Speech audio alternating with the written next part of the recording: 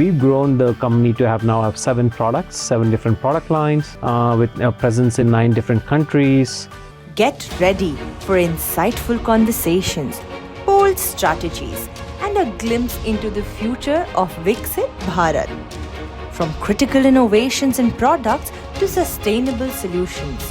Together, we hope to uncover some hidden gems, propelling the growth of different sectors in an interview series from Invest India, where we dive into the minds of the CEOs who have shaped our industries and continue to contribute to New India's growth story. What makes Yes different from all others in this space? So it's about listening to the customer and being creative where you have to be. This would be the first real semiconductor high volume equipment that will be completely built in India, tested in India, shipped from India to a customer. Join us as we speak with the visionaries behind the companies that are not only driving growth but also transforming lives across the nation. Tune in and be part of the progress and change.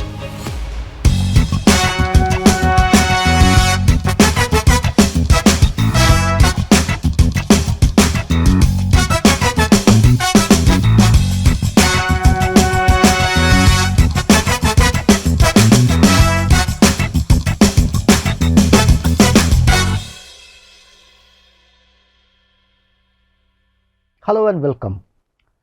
Welcome to the next episode of our series of fireside chats with leaders in the industry on our journey towards Viksit Bharat.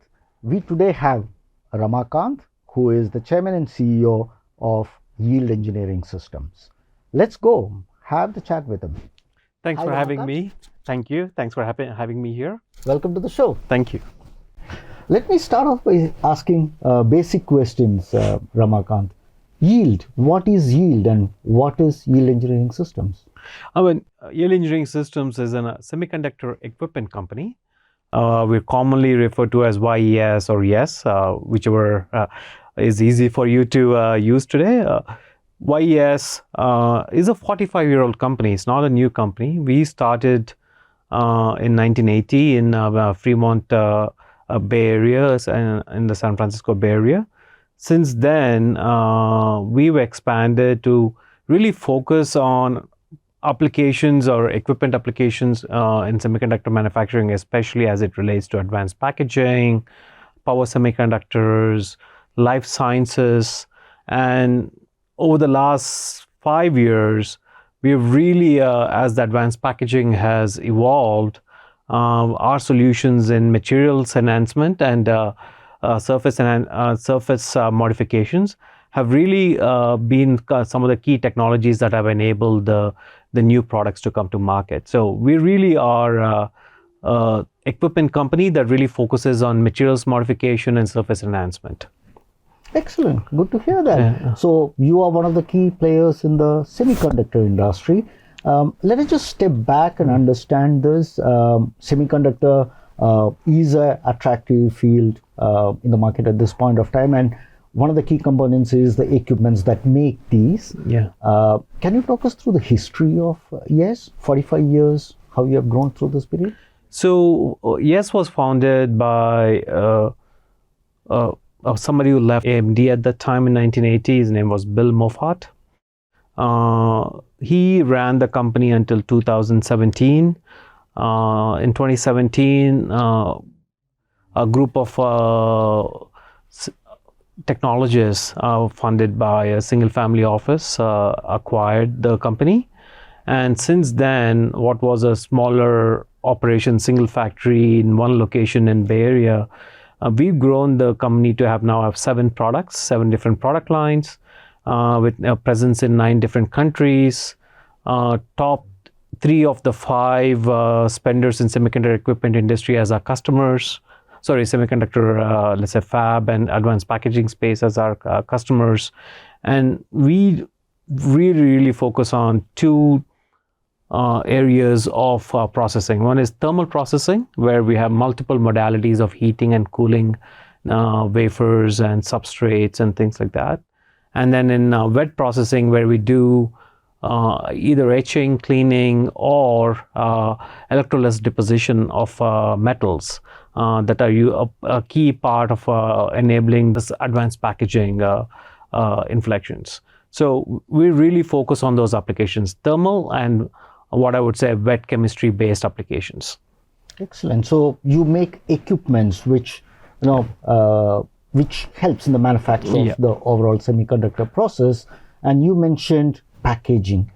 Can you unpack packaging for us? What is packaging? Yeah. So it's a loaded question in a ways if you're new to it. I get a lot of calls from traditional cardboard packaging folks asking me if you are interested in working with them. Packaging in semiconductor industry refers to a process of connecting the transistors to the outside world, right? So it's the medium which you take a semiconductor chip and how do you connect it to the outside world? And the outside world is essentially your electronics box, whether it can be a phone, it can be a computer, it can be a server, whatever it is. The medium in which you take the silicon and through which you connect to the external world is what is commonly referred to as a package. Historically, it was done through wire bonding.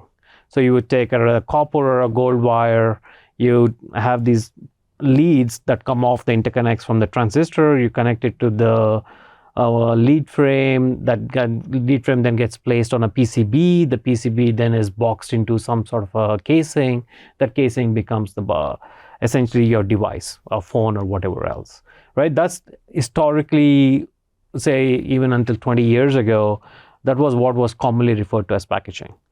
As the transistor scaling continued, the number of interconnects needed to support powering the transistors, transferring data into and out of the chip, the number of interconnects needed could no longer be addressed by wire bonding.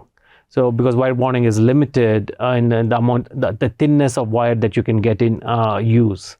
So then at that time, a new technology came in, the flip chip technology. The flip chip technology refers to plating the solder on top of the silicon, and these plated solder is then flipped onto a PCB. Instead of having face up unlike a wire bond, a flip chip is you actually face down onto a substrate or a PCB, and that becomes, at that point, that was what was called as advanced packaging. Over a period of last 20 years, that has evolved. It has evolved into now the new buzzwords that are out there: 2.5D, 3D, CoWoS, omnidirectional interconnect, heterogeneous integration, chiplet integration. All of these are different ways of how you can move power into the chip, power the chip, move data in and out of the chip. How do you now not only support one chip, but you multiple chips in a very compact form factor?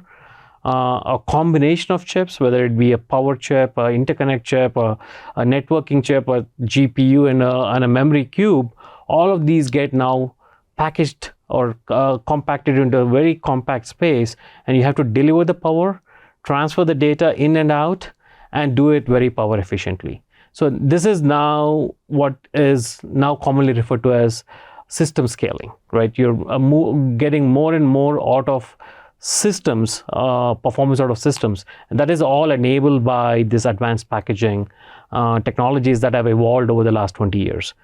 Anything that has a non-wire bonded interface to the outside world is typically referred to as at a very high level as advanced packaging. But within advanced packaging, there's the degrees of complexity that keep evolving over time. Interesting. So advanced keeps advancing over a period of time. Probably let's step back and look at, there is this concept of a Moore's law, the ability to put more transistors into the same space and, scaling up. Is that plateauing off? I think Moore's law in terms of complexity of Moore's law, of achieving Moore's law has increased a lot.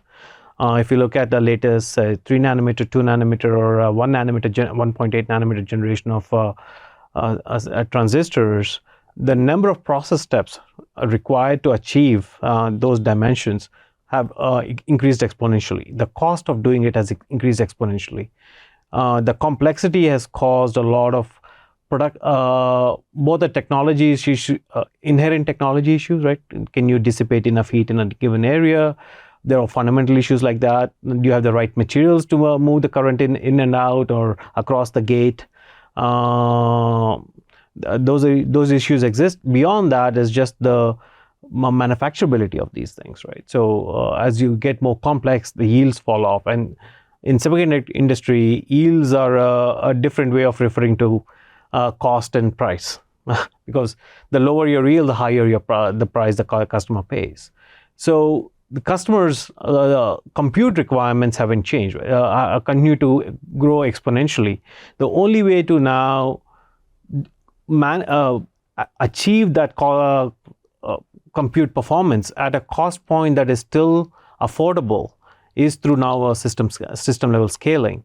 Moore's law is still going forward. It's not, but it goes at a slower pace than what the law itself says. But the system level scaling has kept up. And actually, if you look at the curve, system level scaling now enables at the same rate or a higher rate of compute scaling, and that you would normally have achieved with Moore's law alone. So I wouldn't say scaling for performance and scaling for power has slowed down. It's actually accelerated.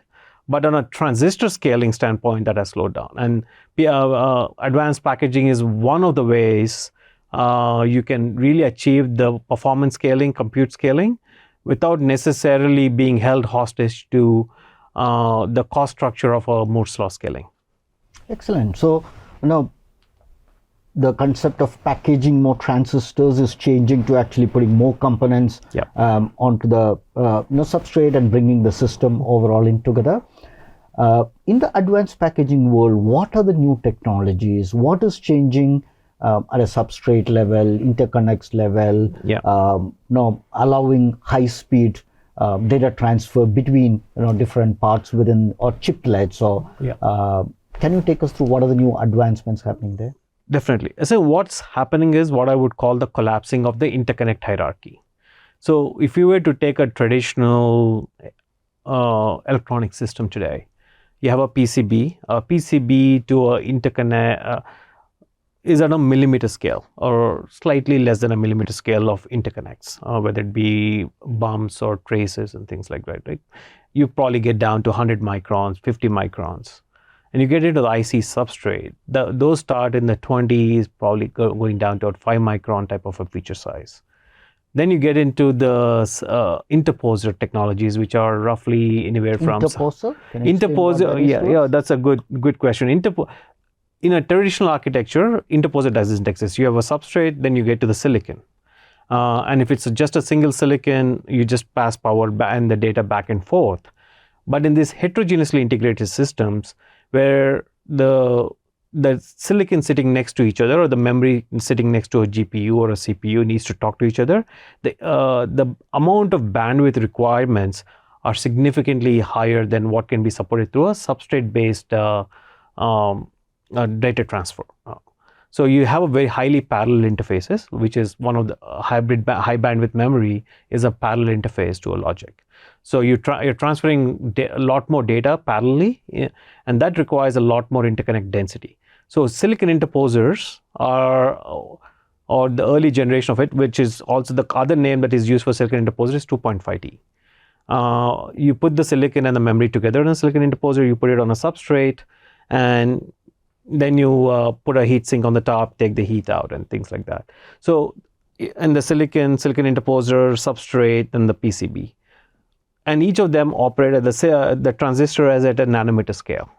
Interposer, it is at a slightly submicron scale to say a couple of microns. The substrate is 5 microns to 20 microns. And the PCB is up to a millimeter scale. So that's the interconnect hierarchy. What's happening in the next generation of architectures is we are starting to remove some of these hierarchies, because the hierarchies in interconnects cause a lot of parasitics.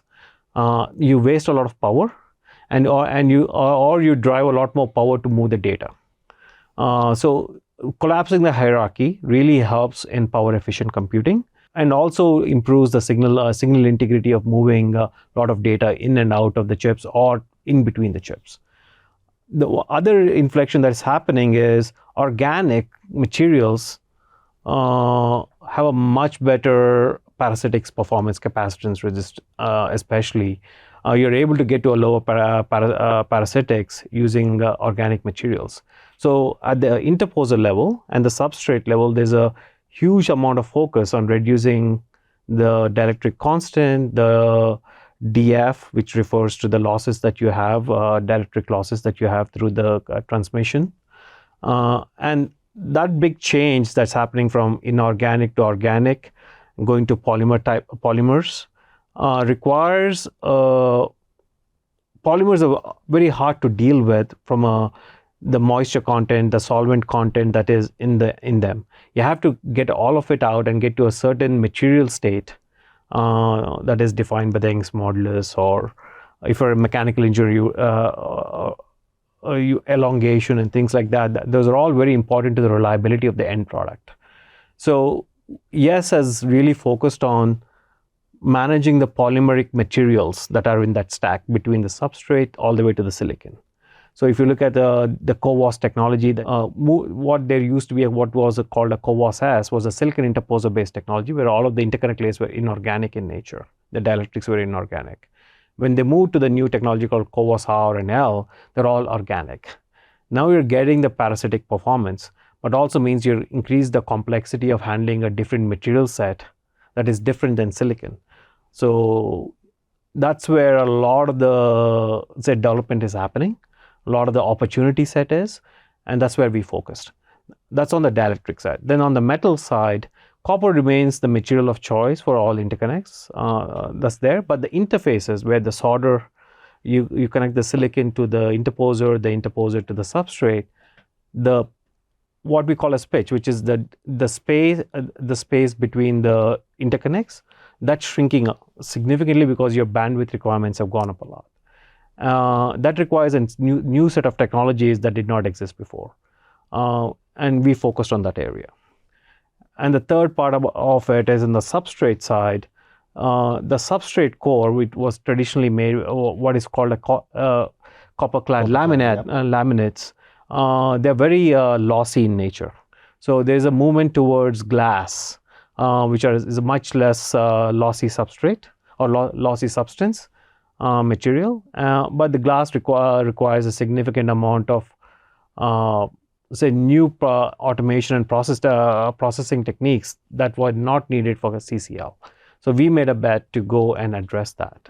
So YES is focused on the key underlying enabling technologies that are driving this interconnect hierarchy collapse, which really supports the power efficient compute roadmap. Excellent. I mean, there's a lot of technology that you're talking about. Yeah. So you touched, I'm sort of making it simpler, from a 3-spool transistor to a pin grid array to a ball grid array, and now you're saying collapse the whole thing, bring those different subsystems talking to each other directly. Yeah. You talked about the movement from copper-clad laminates to glass in terms of the substrates, and you're actually making equipments which are used in both lab and fab to manufacture these things at scale. Yes. Right. So who are your customers? Who do you actually propose these solutions to? Who do you work with? So if you look at a typical semiconductor value chain, right, or electronics value chain or compute value chain, at the top is the hyperscalers, companies like Microsoft, Google, Amazon, that buy these semiconductor-enabled compute systems and put in a data set in a cloud and support the world. Below that is the system suppliers like Dell and HP that supply these racks or the service boxes. Below them is companies like NVIDIA, Broadcom, AMD, Intel, and others that are providing the silicon, the compute silicon required to go into those boxes that support the hyperscalers. Companies like Micron.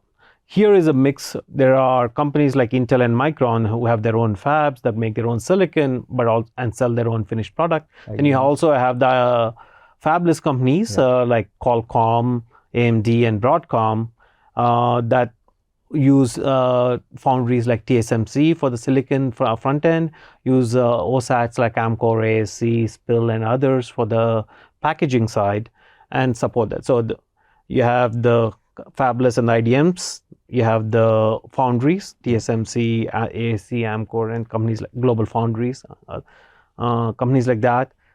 Right around in that space, you have the component suppliers, whether it be AVX and Murata and others, where they're supporting discrete components and things like that.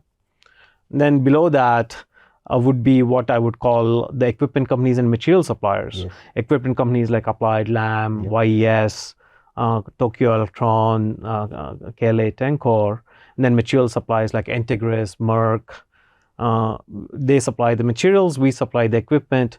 The fabs actually, or the OSATs actually use equipment from us and materials from somebody else, build a process that supports either the packaging or the silicon front-end manufacturing for the silicon owners, designers and owners like Qualcomm and Broadcom.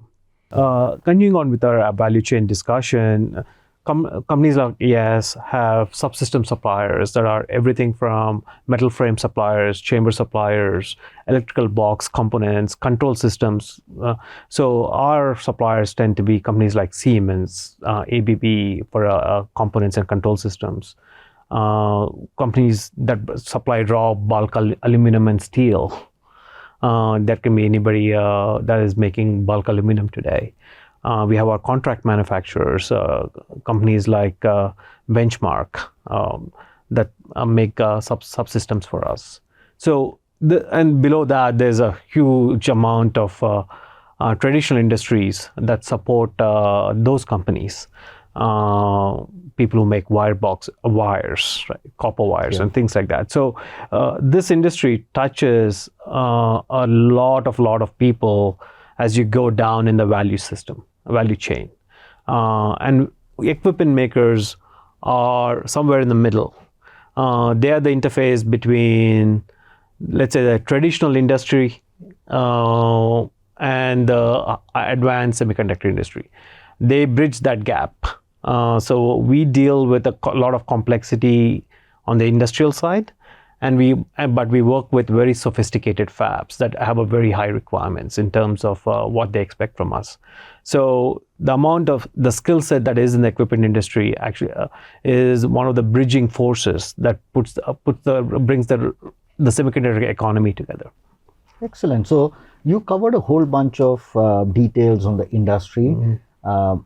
You also mentioned initially when we started off saying, yes, real differentiators is on the thermal processing and the wet processing.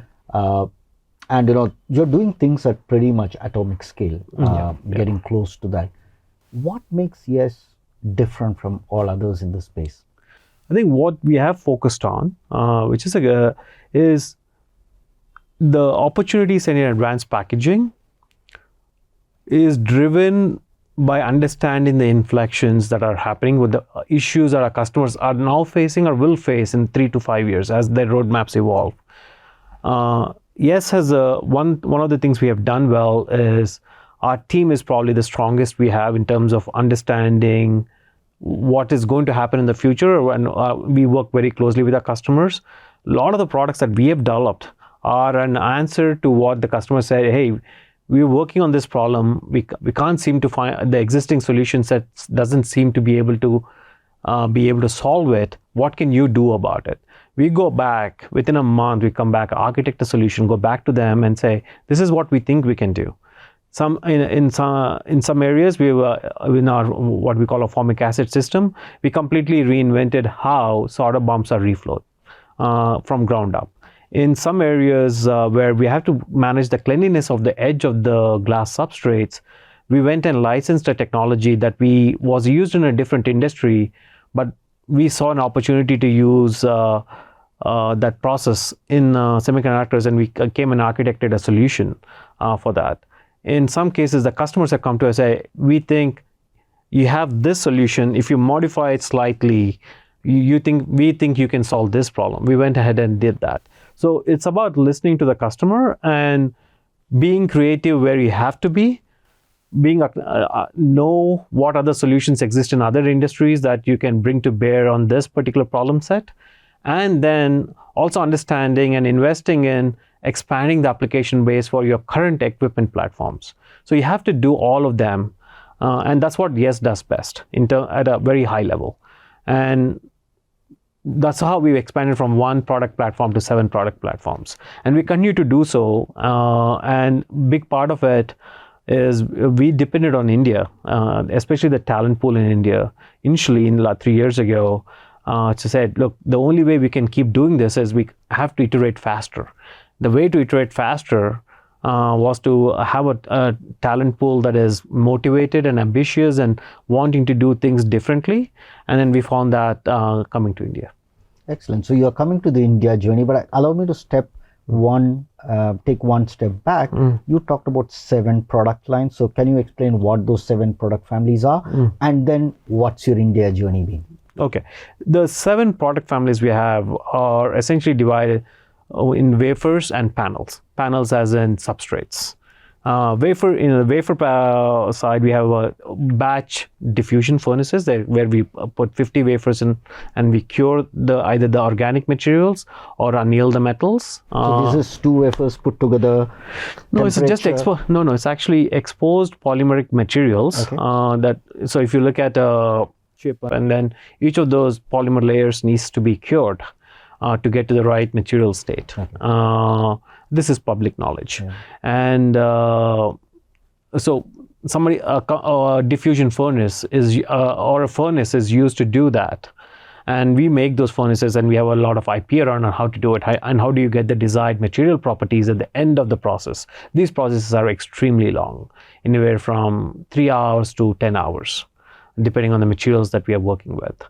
So that's one product family. Then we have what we call a single wafer platform to reflow the solders. That's the second platform. Then we have on a wet platform where we clean the wafers, and of the 8-inch or 12-inch wafers in a batch. That's the third batch wet platform. On the panel side, the panel platforms are much larger. I mean, if you think of a 300 millimeter wafer, let's say, you probably see the size of a chamber is about 0.6 meters by 0.5 meter wide, 0.6 meter tall. And you get into a batch furnace, these are almost like a meter wide by meter deep, right? So these are extremely large. Managing thermal processes in much larger areas is much more volume, is much harder. Complicated. Much more complicated. Yeah. So they have a panel platform for that. We have the same single panel platform for solder reflows. We're enabling additional applications on it right now. That's number 2. The third one is the same wet platforms for TGV etching and electrolysis deposition. Instead of 50 wafers, we do 12 panels at a time. Then on the 7th platform, which is the unique edge cleaning platform, we only do that on panel. On wafer, that's a solved problem. On panels, when you do square panels, the problem set is different when you versus working on a round wafer. So we solved it elegantly for a square panel. That's our 7th platform. Now we're expanding a lot more applications on these platforms. So those are our 7 platforms. Yep. And then coming to India, we were a 1 product company in 2020, essentially. We had the batch furnace, which was in high volume manufacturing with our major customer at that time, and still is. And we shipped hundreds of systems to that particular customer, and we expanded beyond that customer now. But we saw an opportunity to do at least 4 of the 7 platforms back in 2020. Mm-hmm. We didn't have the engineering horsepower to take on all of them at the same time. And through COVID, we saw an opportunity to actually accelerate our roadmap and get it going. That's when we decided to start in India. February of 2022, we hired Ankinidu Velaga as our head of India. First employee in, 3 years in right now. The first plan was always to do R&D, do the total product design, do a lot of the modeling work here, build a lot of the data analytics products that support our products. Within a few months, we figured out that we can actually go beyond that. We can actually develop our supply chain here. We can do a lot of worldwide supplier management from here. We can do a lot of, say, legal, finance related work. So we added those functionalities here. last year in March, about 2 year at the 2 year anniversary, we decided now let's go full in, let's go manufacture products in India. And we decided in March, and we got our first test product out in December. We just wanted to test. We built a factory in Coimbatore. We really exercised the supply chain there. We developed the suppliers there, and we said, okay, let's build a test product. Let's ship it to ourselves in US. Let's see how this looks and works. And it worked well. I mean, there were logistical challenges that I think in time they will be overcome, but we could prove to ourselves that we can actually build a product that we can ship to a customer. Now we're going to celebrate tomorrow an event where we're going to ship our first commercial product to a customer out of our India factory. This would be the first real semiconductor high volume equipment that will be completely built in India, tested in India, shipped from India to a customer. So we are very proud of that moment that's going to happen tomorrow. And then the team we went from 1 person in 3 years ago to over close to 200 people right now. And the journey didn't take long, 3 years from setting something up here to actually building and delivering a product out of here. It's been a good journey, but the next 5 years are even more exciting. We have a lot of things on the plate right now, including expanding our manufacturing capacity for the next year and a half in the existing facility. Now working with the governments to identify a much larger facility for ourselves where we can really drive not only one product but at least 5 to 6 product lines manufacturing in India. There's a lot of work to be done, but the possibilities are exciting. That's a very, very exciting story, Ramakanth. So you came to India saying R&D, expanded to back office operation, then to supply chain, then to actually making the whole equipment here, and you're actually shipping out the first equipment out from the country. Yeah. Congratulations on that. Thanks very much. Can you give us a glimpse of, you did touch on it, but can you give us a glimpse on, if we look at next 3 years, 5 years, what else is in store? I think for us now, until now, the new product concept and feasibility work was always in US, right? So, and then the team here was designing it, but they were not actually building the first tool, testing the first tool, debugging the tool, building the alpha, beta, and the first customer shipment tool, right? We are changing. The next big thing that will come out of India in terms of capabilities that will be enabled here is actual from concept to manufacturing, everything done in India. Design, modeling, building the concept tool to building the first manufacturing, first commercial tool will all happen here. So in the second half of this year, we are kickstarting a program on panel furnace development, our next generation panel furnace development that will completely happen here. And that 100% of the supply chain will be from India base. From metal suppliers to what we call as OEM parts to say electrical boxes to wires, everything will be sourced in India. So the amount of localization we are going to do is going to be unprecedented and being done at an unprecedented rate and speed. So I think that's the next big thing. And for us, we see India as no longer only as a R&D hub or a back office. I mean, we never called it back office. We actually run the front office from here. But it's like operating in US. You run a complete company. You including R&D, sales and marketing. So there are a few things we need to do structurally to enable all of that. But this is like operating a fully homegrown business out of India, with a complete supply chain, everything set up here. Fully integrated vertically, yeah. Fully integrated vertically in India. Excellent. I mean, this is absolutely an amazing story, Ramakanth, you shared with us.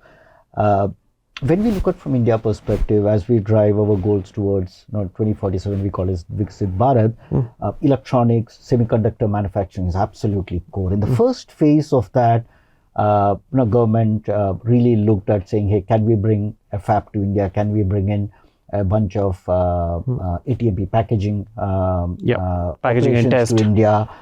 So that part, the first part of it is sort of getting over. What do you suggest the government of India and the whole ecosystem should look at as we walk into the second phase of this? I think the first phase of bringing fabs and packaging and test facilities, I think, is the right thing, in a sense that it's the layer between the end user and the key, say, sovereign security requirements that any country every country aspired to, especially after COVID. And in the current geopolitical system, it seems like a very prudent move to do. But if you look back at, if you really want to now use semiconductors to drive the 2047 vision, it has to work the whole value chain, especially below the fabs, because if you look at the equipment players, the materials players, and all of the suppliers that feed into these equipment and materials players, the type of economy you create is a very, very diverse pool of talent required, diverse type of employment that is going to be generated, diverse skill sets that will be brought to bear in helping this. And it also brings regions of the country that have not been industrialized before, or that have had traditional industries that are now shrinking. You give an opportunity for those industries to now move into a space that is close enough to what they're doing right now, but now supports a much larger semiconductor-led economy. So whatever the next phase is, the next phase has to focus on layers below the fab layer in the value chain. And those layers really generate a lot of economic activity that would drive the 2047 vision. Excellent. So when you drive things below the fab and the sort of the big brands, if I can put it that way, there's also a very large ecosystem of SMEs who come and supply to that supply to that framework.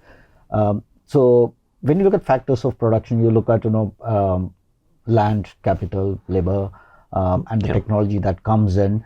Yes is in a fantastic lead position in doing that in India. We really thank you for being part of this journey. Wish you all the good luck, and thank you for taking time out to have this chat with us. Thanks very much. I really appreciate the time and the opportunity. Thank you.